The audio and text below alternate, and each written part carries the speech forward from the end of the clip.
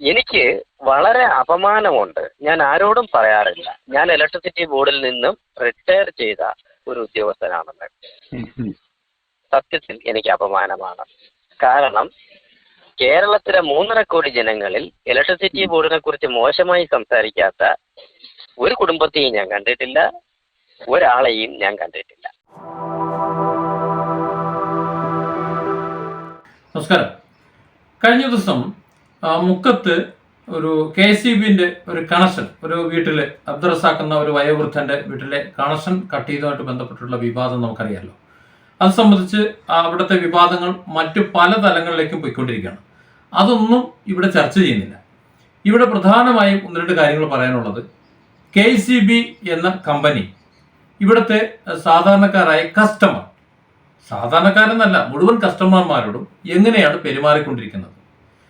ഇവിടുത്തെ കസ്റ്റമർ അറിയാത്ത ചില കാര്യങ്ങളുണ്ട്. ഈ കസ്റ്റമർ എന്ന് പറയുമ്പോൾ ഞാനും എന്നെ കേൾക്കുന്ന നിങ്ങളും ഉൾപ്പെടെയുള്ളതാണ്. നിങ്ങളും ഞാനും അറിയാതെങ്കിലും പെട്ടുപോണ അല്ലെങ്കിൽ പണം അനാവശ്യമായി അവർക്ക് അടച്ചു കൊടുക്കുന്ന ഒരുപാട് സന്ദർഭങ്ങളുണ്ട്. ഒരുപാട് പണം നമ്മൾ അനാവശ്യമായി അവർക്ക് അടച്ചു കൊടുക്കുന്നുണ്ട്. സത്യത്തിൽ നമ്മളിൽ നിന്ന് കൊള്ളയടിച്ചുകൊണ്ടിരിക്കുന്നുണ്ട്. ഇതൊക്കെ നമുക്ക് ചോദ്യം ചെയ്യാവുന്നതാണ്. നിർഭാഗ്യവശാൽ ഇതൊന്നും കേരളത്തിലെ ജനങ്ങൾക്ക് അറിയില്ല. അത് പറഞ്ഞു കൊടുക്കേണ്ടവർ പറഞ്ഞു കൊടുക്കുന്നുമില്ല. ഇതൊക്കെ തീരുമാനിക്കേണ്ട സമയത്ത് നമ്മൾ പറഞ്ഞു വിടുന്ന നേതാക്കന്മാർ അവിടെ എത്താറുമില്ല. ഉദാഹരണത്തിന് ഒരു നിയമം ഉണ്ടാക്കി. ഇതൊരു KSEB ലിമിറ്റഡ് എന്ന് പറയുന്ന ഒരു പബ്ലിക് ലിമിറ്റഡ് കമ്പനിയാണ്. മുമ്പായിരുന്നു കേരള സ്റ്റേറ്റ് ഇലക്ട്രിസിറ്റി ബോർഡ് എന്ന് പറയുന്നൊരു ബോർഡായിരുന്നു. ഇപ്പോൾ ബോർഡല്ല, ഇത് ഒരു കമ്പനിയാണ്. KSEB എല്ലാം. ആ കമ്പനിക്ക് ഏതെങ്കിലും ഒരു തരത്തിൽ നിയമം ഉണ്ടാക്കി അല്ലെങ്കിൽ അവർക്ക് എന്തെങ്കിലും ഒരു റൂൾ ഉണ്ടാക്കിയിട്ട് ആ റൂൾ അനുസരിച്ച് ശിക്ഷിക്കാനോ നടപടിയെടുക്കാനോ ഒന്നും പറ്റുന്നില്ല. അത് കുറ്റമാണ്. അങ്ങനെ നോക്കുമ്പോൾ കഴിഞ്ഞ ദിവസം അബ്ദുൾ റസാഖ് എന്ന് പറയുന്ന ആ വ്യക്തിയുടെ വീട്ടില് അവർ ബില്ലടച്ചു.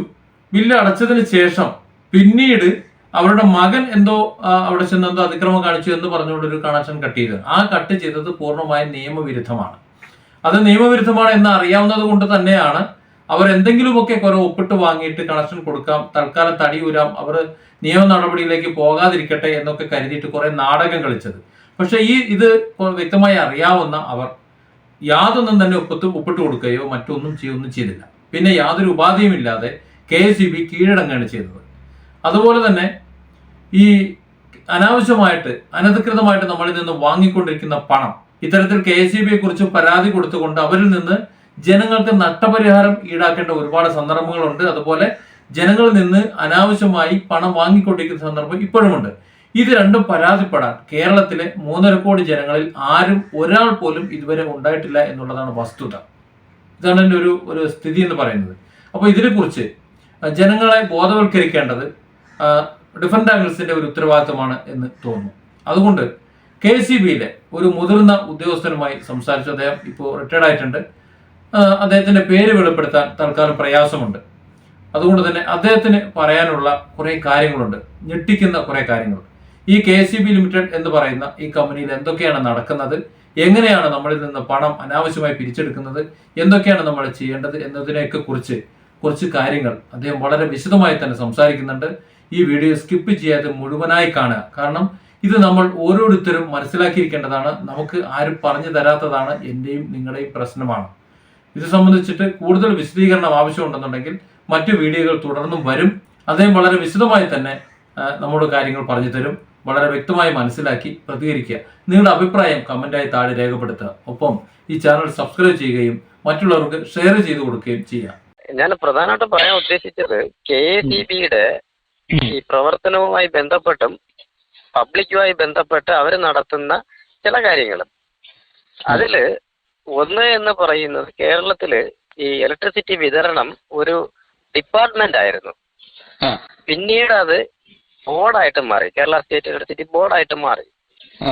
അതിനുശേഷം ഊർജ നയങ്ങളുമായി ബന്ധപ്പെട്ട് കേന്ദ്ര ഗവൺമെന്റിന്റെ ശ്രദ്ധയിൽ ഒരുപാട് കാര്യങ്ങൾ വരികയും പരിഷ്കാരങ്ങൾ വരികയും, അതിനെ സംബന്ധിച്ചുള്ള രാഷ്ട്രീയ കാര്യങ്ങളിലേക്ക് ഞാൻ പോകുന്നില്ല. ഉദാരവൽക്കരണം, അകലവൽക്കരണം എന്തൊക്കെയോ ഉണ്ട്, പോട്ടെ, നമ്മൾ അതിനെ കുറിച്ച് പോകുന്നില്ല. അപ്പൊ അതുമായി ബന്ധപ്പെട്ട പാർലമെന്റിൽ നിയമം വരികയും ചെയ്തു. 2003 ഇതിനെ സംബന്ധിച്ച് കൃത്യമായ ഒരു നിയമം പാർലമെന്റിൽ പാസ്സായി കഴിഞ്ഞു. ഈ നിയമത്തിന്റെ അടിസ്ഥാനത്തിലാണ് ഇന്ത്യയിലെ വൈദ്യുതി വിതരണം, ഉൽപാദനവും വിതരണവും ട്രാൻസ്മിഷനും എല്ലാം നിലനിൽക്കുന്നത്. ഈ നിയമത്തിന്റെ അടിസ്ഥാനത്തിൽ ഓരോ സംസ്ഥാനത്തും ഒരു റെഗുലേറ്ററി കമ്മീഷൻ രൂപീകരിക്കേണ്ടതുണ്ട്. ദേശീയ തലത്തിൽ റെഗുലേറ്ററി കമ്മീഷനുണ്ട്, സംസ്ഥാന തലത്തിലും റെഗുലേറ്ററി കമ്മീഷനുകൾ നിലവിലുണ്ട്. ആ റെഗുലേറ്ററി കമ്മീഷനുകളാണ് അതാത് സംസ്ഥാനങ്ങളിൽ നിലനിൽക്കുന്ന കമ്പനികളുടെ പ്രവർത്തനങ്ങളെ സംബന്ധിച്ചുള്ള നിയമങ്ങൾ രൂപീകരിക്കേണ്ടത്. കേരളത്തെ സംബന്ധിച്ച് KSEBL എന്ന് പറയുന്ന, അതായത് KSEB ലിമിറ്റഡ് എന്ന് പറയുന്ന ഒരു പൊതുമേഖലാ കമ്പനിയായി രജിസ്റ്റർ ചെയ്തുകൊണ്ടാണ് വൈദ്യുതി വിതരണം നടത്തുന്ന ഒരു കമ്പനി നിലനിൽക്കുന്നത്, ഉൽപാദനവും വിതരണവും നടത്തുന്ന ഒരു കമ്പനി നിലനിൽക്കുന്നത്. അതൊരു പബ്ലിക് ലിമിറ്റഡ് കമ്പനി മാത്രമാണ്.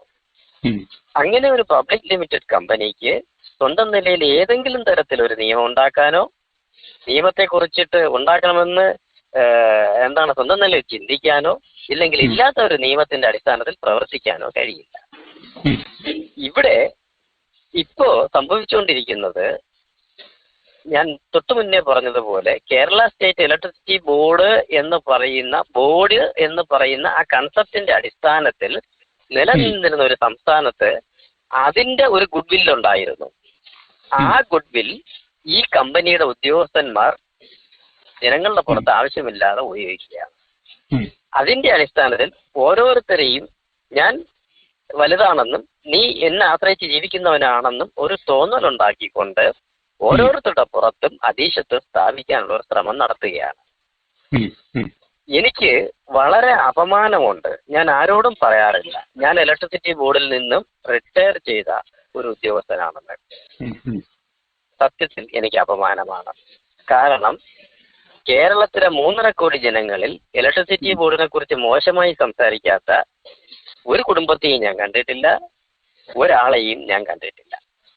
ഏതെങ്കിലും തരത്തിൽ ദുരനുഭവം ഉണ്ടായ ആൾക്കാരെ കേരളത്തിലുള്ളൂ. അത് എന്റെ അനുഭവമാണ്. ഞാൻ ഇലക്ട്രിസിറ്റി ബോർഡിൽ ഒരു 20 വർഷം മുമ്പ് ജോയിൻ ചെയ്ത് 20 വർഷം മുമ്പ് ജോയിൻ ചെയ്ത് ജോലി ചെയ്യുന്ന കാലത്ത് എന്റെ വീട്ടിൽ സപ്ലൈ ഇല്ലാത്തത് കൊണ്ട് മാത്രം, കൊതുക് ശല്യം ഉള്ള വീട്ടിലായിരുന്നത് കൊണ്ടും, ഞാൻ രാവിലെ മുതൽ വൈകുന്നേരം വരെ വിളിച്ചു പറഞ്ഞിട്ട് ഒരു ഓഫീസിലേക്ക് ഓഫീസ് ഞാൻ പറയുന്നില്ല, ചെല്ലുകയും അവിടെ ചെന്നപ്പോ 2 പേര് മേശപ്പുറത്ത് കിടപ്പുണ്ട്. സത്യമാണ് ഞാൻ പറയുന്നത്. ഞാൻ പറയുന്നില്ല. അപ്പൊ ഞാൻ എന്റെ മോൻ ഒരു 1.5 വയസ്സോ 2 വയസ്സോ ഉണ്ട് മോന്. ഇവന്റെ തോളത്തിട്ടുകൊണ്ടാണ് ഞാൻ ഓഫീസിൽ പോകുന്നത്. വൈഫ് കൊണ്ട് പുറകില്. കാരണം വൈഫിനെയും മോനെ മാത്രമായിട്ട് വീട്ടിൽ നിർത്തിയിരിക്കാൻ ഇരുട്ടാണ്, പോകാൻ പറ്റില്ല. വൈഫിനെയും കൊണ്ടുപോകാൻ പറ്റില്ല, മോനൊറ്റയ്ക്കായി പോകും. 2 പേരും കൂടെ ചേർത്താണ് ബൈക്കിൽ ഞാൻ അന്ന് ഓഫീസിൽ പോകുന്നത്. ഇങ്ങനെയാണ്. അവിടെ ചെന്ന് പറയുന്നത്, അവിടെ അങ്ങനെ ഒരു കണക്ഷൻ ഒന്നുമില്ല. ഞാനൊരു കൺസ്യൂമർ നമ്പർ 20 അപ്പോട്ടെ, സോറി ഞാൻ പറയുന്നില്ല അത്. അപ്പോ ഞാൻ വിളിച്ച് പറഞ്ഞു, 2-3 പ്രാവശ്യം വിളിച്ച് പറഞ്ഞിരുന്നാലും ആള് വരുന്നു. അങ്ങനെ ഒരു കണക്ഷൻ അവിടെ അല്ല. ഒരുത്തൻ മേശപ്പുറത്ത് ഇടുന്നവർത്തൻ ചാടി എണീറ്റ് പറയുകയാണ്. അപ്പൊ ഞാൻ പറഞ്ഞു, ഇല്ല കണക്ഷൻ ഉണ്ട്. ഇല്ല, ഞങ്ങൾ അവിടെയൊക്കെ ഒന്ന് നോക്കി, അങ്ങനെ ഒരു കണക്ഷൻ കാണാൻ പറ്റിയിട്ടില്ല. ഞാൻ പറഞ്ഞു അപ്പൊ പെട്ടെന്ന് ഞാനും ഇമോഷണലായി. ഞാൻ പറഞ്ഞു, ആകാശത്ത് നിന്നൊന്നും അല്ല കണക്ഷൻ എടുത്തിരിക്കുക, ഒരു പോസ്റ്റിൽ നിന്ന് ഒരു വയറിട്ടാണ് കണക്ഷൻ എടുത്ത് എന്റെ വീട്ടിലേക്ക് തന്നിരിക്കുന്നത് എന്ന് ഞാൻ പറഞ്ഞു. എന്റെ അടുത്ത് തിരിച്ചു പറഞ്ഞ ഭാഷ എന്താണെന്നറിയാവോ? നീ ഇറങ്ങി പോടാ. അടുത്തൊരു വാക്ക് പറഞ്ഞു, ഞാനിപ്പോ പറയുന്നില്ല. തെക്കൻ കേരളം അല്ലേ? കേട്ടില്ല. തെക്കൻ കേരളം അല്ലേ? തെക്കൻ കേരളം. അപ്പൊ ഒരു മായോ പായോ ആയിരിക്കും, രണ്ടിലേതെങ്കിലും ഒന്നായിരിക്കും. അനുസ്വാരം സാധനങ്ങളൊക്കെ ഉണ്ടാവും. ഇതാണ് KSEB. അന്ന് ഇലക്ട്രിസിറ്റി ബോർഡായിരുന്നു, കമ്പനി ആയിട്ടില്ല, 20 വർഷം മുമ്പാണ്. ആ ബോർഡ്, അന്ന് ബോർഡ് എന്ന് പറയുന്നത് ഗവൺമെന്റിൻ്റെതായിരുന്നു. ഗവൺമെന്റ് നിയമിക്കുന്ന ഒരു 7 അംഗങ്ങളുള്ള ഒരു ബോർഡായിരുന്നു അന്ന് ഭരണ സംവിധാനങ്ങൾ നടത്തിയിരുന്നത്. അധികാരങ്ങൾ വേറെയായിരുന്നു. 2003 ആക്ട് വന്നതോടുകൂടി സംസ്ഥാനങ്ങൾക്ക് റെഗുലേറ്ററി കമ്മീഷനെ നിയമിക്കുകയും അതിന്റെ അടിസ്ഥാനത്തിൽ റെഗുലേഷൻസ് ഉണ്ടാക്കുകയും ആ റെഗുലേഷന്റെ അടിസ്ഥാനത്തിൽ പ്രവർത്തിക്കുകയും ചെയ്യേണ്ടി വന്നു. പക്ഷെ ഇപ്പോഴും ഇലക്ട്രിസിറ്റി ബോർഡിലെ മാനേജ്മെന്റിനോ ജീവനക്കാർക്കോ ഇതിനെക്കുറിച്ചിട്ട് വലിയ ധാരണയില്ല. ആ ധാരണക്കുറവാണ് ഇപ്പോൾ ഉണ്ടാക്കുന്ന പ്രശ്നങ്ങളും തൊട്ടുമുമ്പുണ്ടായ പ്രശ്നങ്ങളും ഇനി ഉണ്ടാകാൻ പോകുന്ന പ്രശ്നങ്ങളും. ഇവിടെ ഞാൻ മനസ്സിലാക്കുന്നത്, ജീവനക്കാർക്ക് ആവശ്യത്തിൽ കൂടുതൽ ശമ്പളം, ആവശ്യത്തിൽ കൂടുതലെന്ന് ഞാൻ പറയുന്നില്ല, ഞാനും വാങ്ങിയതാണ്. പക്ഷേ എന്നെ എത്രത്തോളം മാനേജ്മെന്റ് ഉപയോഗിച്ചു എന്ന് ചോദിച്ചാൽ എനിക്ക് നിരാശയുണ്ട്. ശമ്പളത്തിനൊത്ത് ഉപയോഗിച്ചില്ല, ഞാൻ അത്രേ പറയത്തുള്ളൂ. ഓക്കെ. അപ്പൊ അത്തരത്തിൽ മുന്നോട്ട് പോകുന്ന ഒരു സാഹചര്യത്തിൽ ഇനി എന്റെ ഒരു അനുഭവം ഞാൻ പറയാം. ഒരു ഓഫീസിൽ ഒരു ജഡ്ജി ഒരു കണക്ഷന് വേണ്ടിയിട്ട് അപ്ലൈ ചെയ്തു. അപ്പോ ജഡ്ജി നേരിട്ട് ഓഫീസിൽ വന്ന് എഇയുടെ മുന്നിൽ ഒപ്പിടണം, എഗ്രിമെന്റിൽ സൈൻ ചെയ്യണം എന്ന് ഇലക്ട്രീഷ്യൻ പറയുന്നു. അത് സത്യമാണ് ഞാൻ പറയുന്നത്. ആ ജഡ്ജി എന്ത് ചെയ്ത് രാവിലെ 9 മണിക്ക് എത്രയ്ക്കാൻ കണ്ട പുള്ളിയുടെ ബോർഡ് വെച്ച കാർപ്പറേഷൻ്റെ ഓഫീസിന്റെ അവിടെ വന്ന് കാത്തു നിന്നിട്ട് പുള്ളിയെടുത്ത് ഇരിക്കാൻ പറയുകയോ അകത്തോട്ട് വരണമെന്ന് പറയുകയോ ചെയ്തില്ല. ആരും മൈൻഡ് ചെയ്തില്ല. കുറെ കഴിഞ്ഞപ്പോൾ പുള്ളി പറഞ്ഞു, ഞാൻ ജഡ്ജിയാണ്, ഞാൻ ഇങ്ങനെ ഒപ്പിടണമെന്ന് പറഞ്ഞ് വന്നതാണ്, അവിടെ നിൽക്കി ഒപ്പിടാം എന്ന് പറയുകയും ഈ ജഡ്ജി അവസാനം എന്റെ വളരെ അടുത്തൊരു കൂട്ടുകാരൻ, ഞാൻ ആ ഓഫീസിലില്ല, എന്റെ വളരെ അടുത്ത ബന്ധുവും കൂട്ടുകാരനുമായ ഒരാളോട്, പുള്ളിക്ക് ഒപ്പം പഠിച്ചിരുന്ന ഒരാളാണ്, ഇങ്ങനെ എനിക്കൊരു അനുഭവം ഉണ്ടായല്ലോ എന്ന് പറഞ്ഞു. അങ്ങനെ ആ കൂട്ടുകാരൻ എന്നെ വിളിച്ചു ചോദിച്ചു, ഇന്ന ഓഫീസിൽ ഇന്ന വിഷയം ഉണ്ടായല്ലോ, എന്താണ് ചോദിച്ചു. അളിയൻ പോട്ടെ, അളിയൻ എന്നെ വിളിക്കുന്നു, അളിയൻ എഞ്ചിനീയർ അല്ലേ, ഇലക്ട്രിക് ബോർഡിലല്ലേ എന്ന് പറഞ്ഞ് സംസാരിക്കുന്നു. അപ്പൊ ഞാൻ ഇത് അന്വേഷിച്ചപ്പോഴത്തേക്ക് ശരിയാണ്, ഒരു ജഡ്ജിയെ വിളിച്ച് വരുത്തി അവിടെ നിർത്തി അരമണിക്കൂർ 3/4 മണിക്കൂർ 1 മണിക്കൂർ നിർത്തുന്നത് ആരാണ്? ഒരു കമ്പനിയിലെ സാധാരണ ഉദ്യോഗസ്ഥൻ. ഒന്ന് ആലോചിച്ച് നോക്കണം സാർ. പിന്നെ ഇതൊക്കെ പോട്ടെ, അപ്പൊ സ്വാഭാവികമായിട്ടും ഈ ജഡ്ജിയുടെ മുമ്പിൽ ഒരു കേസ് എത്തിയാൽ, ഇലക്ട്രിസിറ്റി ബോർഡിലെ ഒരു ഉദ്യോഗസ്ഥനെ സംബന്ധിച്ചുള്ള ഒരു കേസ് എത്തിയാൽ ജഡ്ജി എന്ത് തീരുമാനം എടുക്കും? അപ്പൊ ഇങ്ങനെ ഓരോ കാര്യവും നമ്മൾ നോക്കുക. നമ്മൾ ഇലക്ട്രിസിറ്റി ബോർഡിൽ ഒരു ഓഫീസിൽ വിളിച്ചാൽ ഫോൺ കിട്ടുന്നില്ല എന്ന് പറയുന്നത് ശരിയല്ല. അതിനകത്ത് വേറൊരു സാങ്കേതികത്വമുണ്ട്, ഞാനത് നിഷേധിക്കില്ല. മറിച്ച് ഫോൺ എടുത്താൽ കിട്ടുന്ന മറുപടിയോ എന്താണ്? കൃത്യമായ ഒരു മറുപടി കിട്ടുമോ? ഞാനൊരു 3-4 ദിവസം മുമ്പ് തിരുവനന്തപുരത്ത് ഒരു സ്ഥലത്ത് നിന്നുകൊണ്ട് ഞാനിപ്പോൾ സ്വന്തമായി ഒരു ഓഫീസ് നടത്തുന്നുണ്ട്. ഞാൻ അവിടെ ചെന്നപ്പോൾ എനിക്ക് സപ്ലൈ ഇല്ല. ഞാൻ വിളിച്ചാൽ പറയാം അവിടെ നിന്ന് വേറെ കംപ്ലൈൻറ്റ് കിട്ടിയിട്ടുണ്ട്, ആൾ വരും, ഉടനെ വരും. ഞാൻ ഉച്ചയ്ക്ക് ഒരു 1-1.5-2 മണി വരെ കാത്തിരുന്നു, വേർത്ത് കുളിച്ച് നാശമായി. നല്ല ചൂടുള്ള സ്ഥലമാണത്, കാരണം മരങ്ങളൊന്നും ഇല്ലാത്ത ഓഫീസുകൾ മാത്രം പ്രവർത്തിക്കുന്ന പ്രധാനപ്പെട്ട സ്ഥലമാണ്. അപ്പൊ ഞാൻ അത് കഴിഞ്ഞ് പോയി. പക്ഷെ ഒരു 3 മണിയോടുകൂടി ഞാൻ വേറെ അറിയുന്നു അവിടെ ഫുള്ള് സപ്ലൈ ഓഫാണെന്ന്. എനിക്ക് കിട്ടിയ മറുപടി എന്താണ്? ആളെ വിട്ടിട്ടുണ്ട്, ഇപ്പൊ കിട്ടുക 10 മണിക്ക് പറയുകയാണ്. 1 മണി വരെ കാത്തു നിന്ന് ഞാൻ പോകുന്നു. 3 മണിക്ക് ഞാൻ അറിയുന്നു അവിടെ എന്താണ് മരങ്ങൾ ടച്ചിങ്സ് എടുക്കാനായിട്ട് ഓഫ് ചെയ്തിട്ടുണ്ട്, അവിടെ 5 മണിയായാലും സപ്ലൈ ചാർജ് ചെയ്യുക. ഈ ഫോൺ എടുക്കുന്നവര് മര്യാദയ്ക്ക് ആ ഒരു വർത്താനം പറയാനുണ്ടോ? ഇവരൊക്കെ 50,000 ലക്ഷങ്ങളൊക്കെ ശമ്പളം മേടിക്കുന്നവരല്ലേ, ഇതൊക്കെ ഒന്ന് അത്യാവശ്യം ഒന്ന് അറിഞ്ഞു വെക്കണ്ടേ? സംസാരിക്കാൻ കൃത്യമായ വിവരം കൊടുക്കാം, അത് രണ്ടേതെങ്കിലും ഒന്ന് ചെയ്യണം. അത് ചെയ്യാം. ഫോൺ എടുത്താലുള്ള അവസ്ഥ ഇതാണ്. ഇനി അടുത്തത് അത് പോട്ട് നമ്മൾ സാധാരണ ഒരു ഉദ്യോഗസ്ഥനെ സംബന്ധിച്ചോ ഒരു ഓഫീസിനെ സംബന്ധിച്ചോ പറഞ്ഞതാണ്. അടുത്തത് KEB സംബന്ധിച്ച് മൊത്തത്തിൽ പറയുകയാണ്. സാറിന് ശ്രദ്ധയിൽപ്പെട്ടിട്ടുണ്ടാവും, നമ്മൾ സർചാർജ് എന്ന് പറഞ്ഞിട്ട് ഒരു തുക നമ്മളിൽ നിന്ന് ഈടാക്കുന്നുണ്ട്. എല്ലാ ബില്ലിലും ഉണ്ട് സാർ. 2018-19 അല്ലെ 19-20 അധികം കൊടുക്കേണ്ടി വന്ന ചാർജസ്, കറണ്ട് വാങ്ങിക്കുന്നതിൽ അധികം കൊടുക്കേണ്ടി വന്ന ചാർജ്, അത് കൽക്കരിയുടെ വില കൂടി അല്ലെങ്കിൽ പ്രൊഡക്ഷൻ കോസ്റ്റ് കൂടി. അവിടെ നിന്ന് പർച്ചേസ് ചെയ്തതിനകത്ത് ഇലക്ട്രിസിറ്റി ബോർഡും ഈ എന്താണ് പവർ ട്രേഡറുമായിട്ടോ ആക്കിയിട്ടുള്ള ഒരു എഗ്രിമെന്റിന്റെ അടിസ്ഥാനത്തിൽ അവർക്ക് കൂടുതൽ കൊടുക്കേണ്ടി വന്നിട്ടുണ്ട്. ശരി, കൊടുത്തു. അത് ജനങ്ങളിൽ നിന്ന് ഈടാക്കണം. ശരി, ഈടായിക്കോട്ടെ. അത് ഈ 2023 കണക്ഷൻ എടുത്ത ഒരുത്തന്റെ കയ്യിൽ നിന്ന് വാങ്ങിക്കേണ്ടതുണ്ടോ? അത് 2020-21 എപ്പോഴാണോ കൂടുതൽ കൊടുക്കേണ്ടി വരുന്നത് അന്ന് കണക്ഷൻ എടുത്ത് അന്ന് അയാളിൽ നിന്ന് മാത്രം വാങ്ങിച്ചാൽ പോരെ? അല്ല, അതിനൊരു സമയമില്ലേ? ഇത്ര സമയം വരെ വാങ്ങാന്നില്ലേ? ഇത്ര സമയം വരെ വാങ്ങിക്കാം. എത്ര സമയം വരെ വാങ്ങിക്കാം? അതായത് 2024 ജൂലൈ 30 വരെ വാങ്ങാം എന്ന് പറയുന്നു.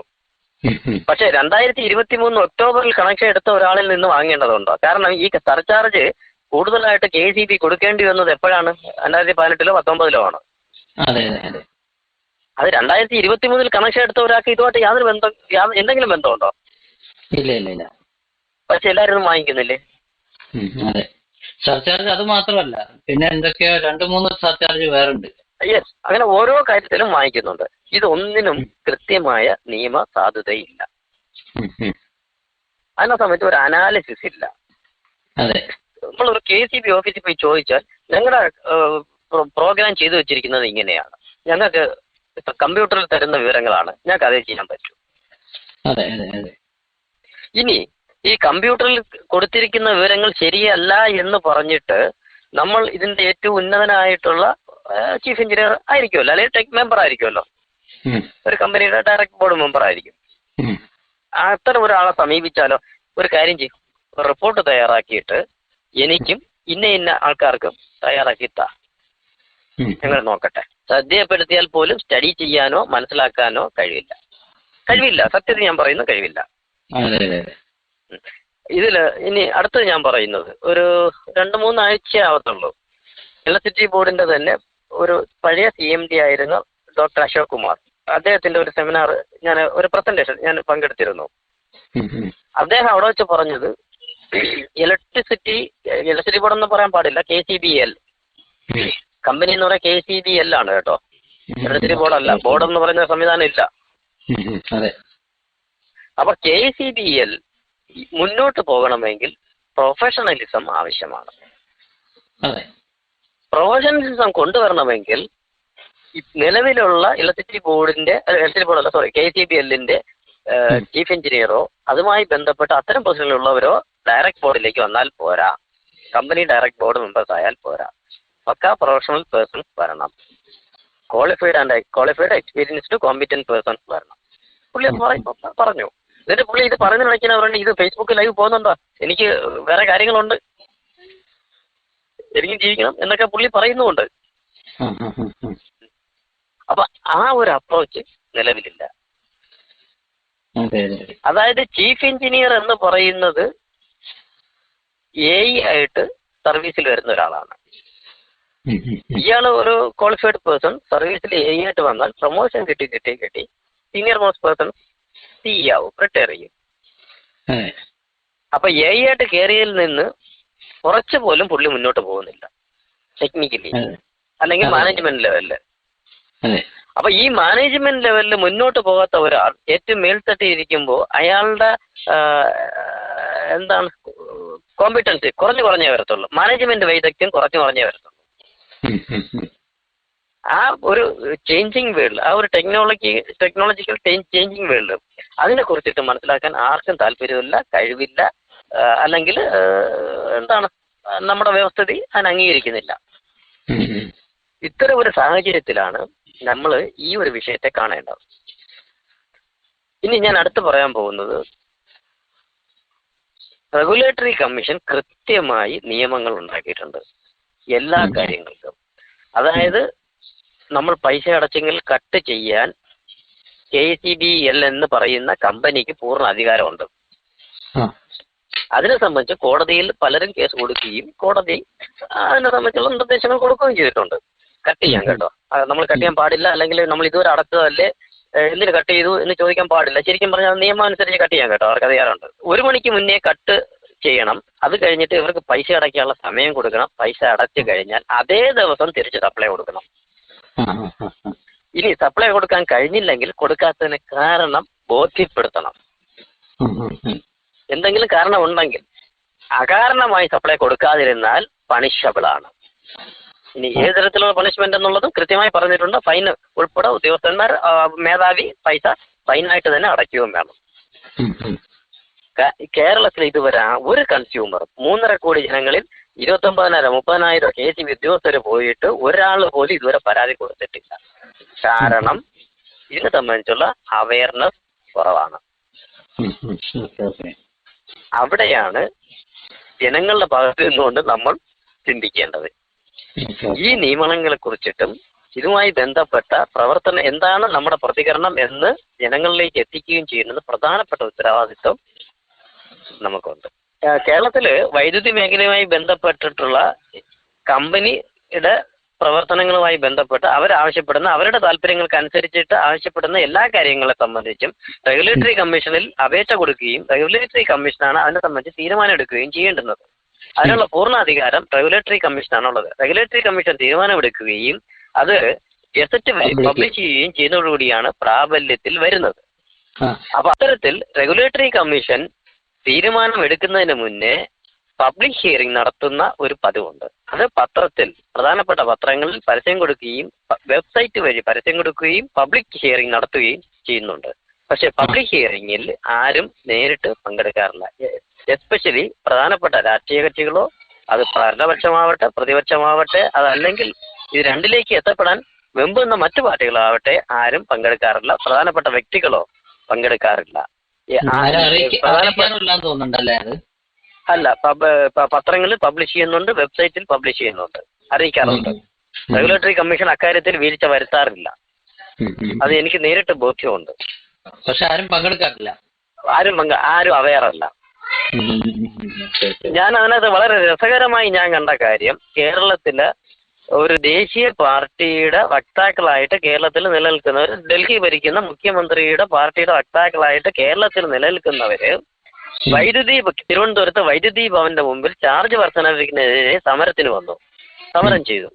പക്ഷേ റെഗുലേറ്ററി കമ്മീഷൻ ഇലക്ട്രിസിറ്റി KICBLന്റെ ആവശ്യമനുസരിച്ച് നടത്തിയ പബ്ലിക് ഹിയറിംഗിൽ പങ്കെടുത്തിരുന്നില്ല. വളരെ വിചിത്രമായ സംഭവങ്ങളാണ് കേരളത്തിൽ നടക്കുന്നത്. ഏറ്റവും വിദ്യാഭ്യാസമുണ്ട്, കാര്യങ്ങൾ അറിയുന്നു, ചിന്തിക്കുന്നു എന്ന് പറയുന്ന കേരളത്തിലെ ജനങ്ങളുടെ 100% എന്താണ് മണ്ടത്തരമോ പുറകോട്ട് പോക്കോ സ്വാർത്ഥ താല്പര്യങ്ങളോ എന്താണെന്ന് എനിക്കറിയില്ല.